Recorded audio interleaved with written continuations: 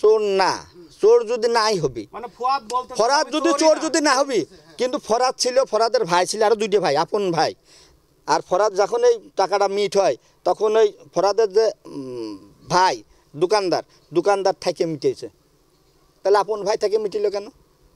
তা আপন ভাই, সেই গল্পটা তো আপনারা বলবেন না, এই কথাটা আমি বলতেছি, কথাটা বোঝেন নাই। তার ভাই আপন ভাই বা ভাইয়ের সাথে করেই বাড়ি এলো, আমিও তার সাথে করেই বাড়ি এলাম। এই যে জনপ্রতিনিধি বাদে আপনি সালিশ করলেন, এটা ঠিক কি বেঠিক হয়েছে বলেন? এখন জনপতি যখন ছিল, মানে যখন সালিশটা আমি করি, তখন দাঁড় বসি জন বসি বহুত বিচারক ছিল সেই জায়গা। কারণ ওই রাত্রির অন্ধকারে তারা আমরা মুখ চিনে সবাই চিনি যে এমক অমক আছে মাতব্বার। হ্যাঁ, আমার এই ওয়ার্ডের আমার মহিলা পুরো একটা নাটক সাজাইছেন, একজন নিরীহ ব্যক্তিকে চোর সাজাইছেন। কেন এই কাজটা করলেন?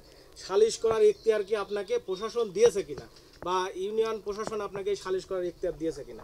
না না, বাজার হিসাবে, বাজার কমিটি হিসাবে আমার বলেছে যে আপনারা, ওই দেশের লোক এসে বলেছে যে আপনার বাজার কমিটি হিসাবে আপনার কাছে ভাড়িয়ে দিচ্ছে, আপনি এই জিনিসটা আমার বিচার করে দেন।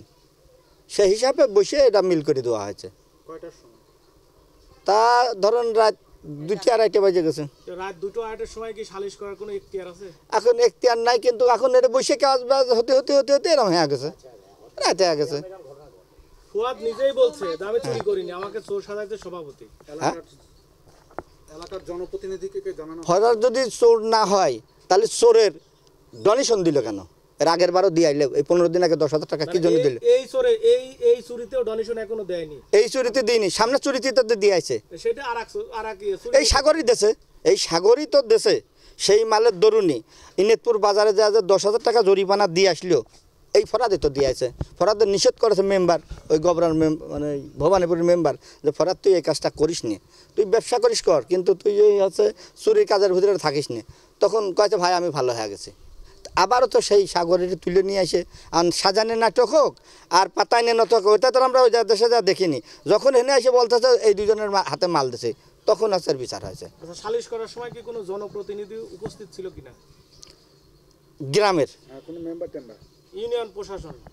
গ্রামের কোনো লোকজন ছিল না। ইউনিয়ন প্রশাসন বাদে আপনি সালিশ করলেন?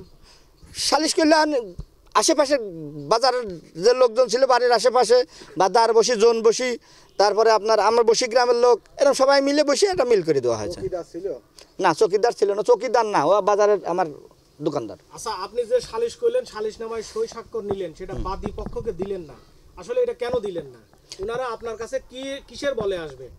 ওরা বাদী পক্ষ মানে একটা খাতার উপরে যে সই স্বাক্ষর করে দিয়ে যায় না, তো সাদা কাগজও ছিল না, একটা খাতা, সাম্পান্ন একটা খাতার উপরে সই স্বাক্ষর করে নেওয়া হলো। নিয়ে নেওয়ার পরে ওরা হচ্ছে কইলে যে এটা পড়ে থাকলেও এই টাকাটা আমরা শনিবার দিন এসে নিয়ে যাব, এই মর্মে। আচ্ছা, এই ইরা যদি চোর যে না